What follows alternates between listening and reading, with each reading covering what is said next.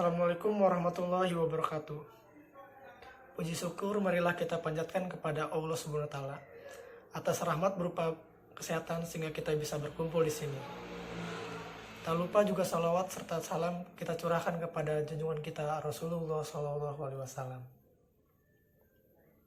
Malam kali ini presentasi video yang akan kita bahas adalah peranan koperasi. Perkenalkan, nama saya David Bowie. Saya yang akan bertugas sebagai moderator pada kali ini.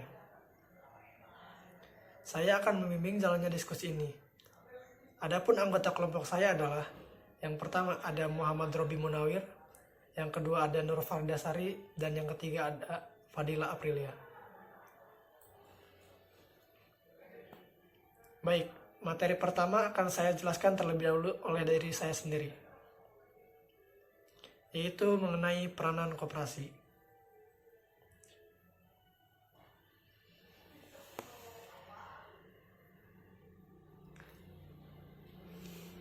Pengertian koperasi yaitu koperasi dapat diartikan sebagai badan usaha yang mempunyai anggota di mana setiap anggota memiliki tugas dan tanggung jawab masing-masing.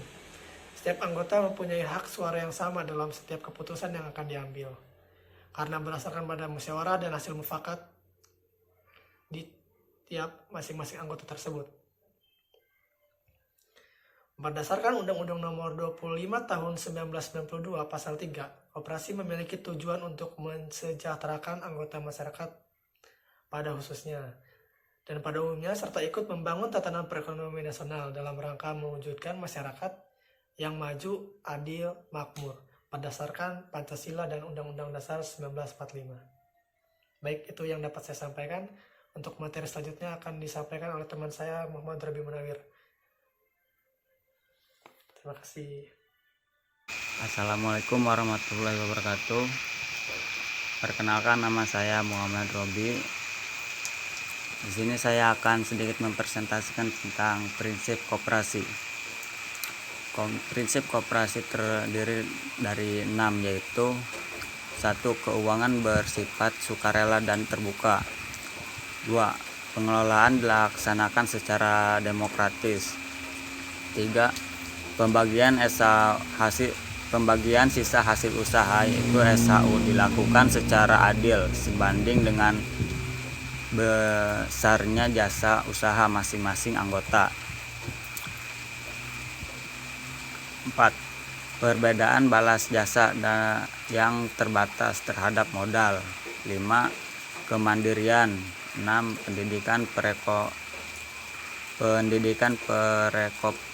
Perkooperasian dan kerjasama antara koperasi.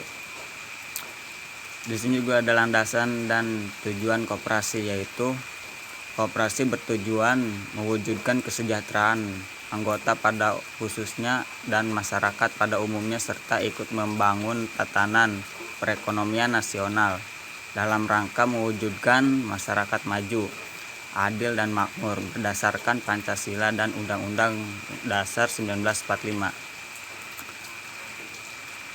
Sesuai dengan bunyi pasal tersebut, maka tujuan utama koperasi adalah mewujudkan kesejahteraan anggota. Mungkin hanya itu yang bisa saya. Assalamualaikum warahmatullahi wabarakatuh. Perkenalkan, nama saya Nur Fardasari. Saya akan menjelaskan materi tentang peran koperasi dalam perekonomian Indonesia. Keberadaan koperasi di Indonesia memiliki peran penting bagi setiap lembaga dan anggota yang menjalankannya. Salah satunya untuk membangun perekonomian. Berikut adalah beberapa peran koperasi dalam perekonomian Indonesia yang kalian harus ketahui. Yang pertama, mengembangkan kegiatan usaha masyarakat. Contohnya, koperasi yang bergerak dalam bidang usaha pengadaan alat-alat pertanian yang dibutuhkan oleh petani. Dengan adanya koperasi tersebut, maka petani bisa membeli kebutuhan alat-alat pertanian di koperasi dengan harga yang lebih murah. Karena itu, kegiatan usaha pertanian tersebut bisa menjadi lebih baik dan meningkat. Yang kedua, ada meningkatkan pendapatan anggota. Kalau kamu menjadi anggota koperasi, kamu bisa mendapatkan sisa hasil usaha atau yang disebut dengan SHU yang diperoleh dari koperasi, sehingga kamu mendapatkan keuntungan. Hal ini karena semakin besar jasa seseorang anggota terhadap koperasi, maka semakin besar pula penghasilan yang diperoleh dari anggota itu sendiri. Yang ketiga, dan mengurangi tingkat pengangguran. Kehadiran koperasi di Indonesia diharapkan bisa menolong nasib mereka yang membutuhkan pekerjaan. Karena dengan adanya koperasi akan dibutuhkan banyak pekerja untuk mengelola usahanya. Setiap orang juga bisa belajar mengelola keuangan dan mendapatkan penghasilan setiap bulan dari pengelolaan koperasi ini. Pada dasarnya, koperasi ini memberikan kesempatan kepada tenaga kerja dan menyerap sumber daya manusia. Yang keempat, ada meningkatkan taraf hidup masyarakat.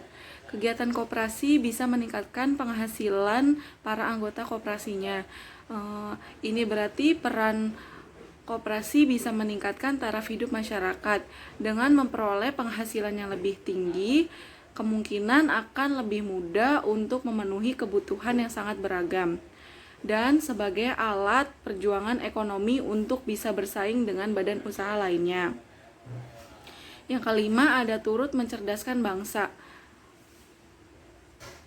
Koperasi bukan hanya kegiatan di bidang material atau jasa, tetapi juga kegiatan pendidikan terhadap para anggotanya.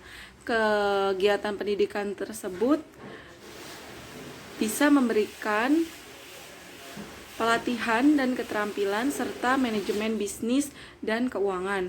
Dengan begitu, peran koperasi dalam mencerdaskan kehidupan bangsa juga sudah sangat terbukti dengan mengamalkan pengetahuan kepada anggota dan masyarakat sekitar. Yang terakhir, ada membangun tatanan perekonomian nasional. Koperasi sebagai salah satu urat nadi perekonomian bangsa dan dikembangkan oleh pemerintah. Perlu dikembangkan bersama kegiatan usaha lainnya. Dengan memberdayakan koperasi, berarti juga bisa memberdayakan masyarakat yang pada akhirnya akan mampu memberdayakan perekonomian nasional.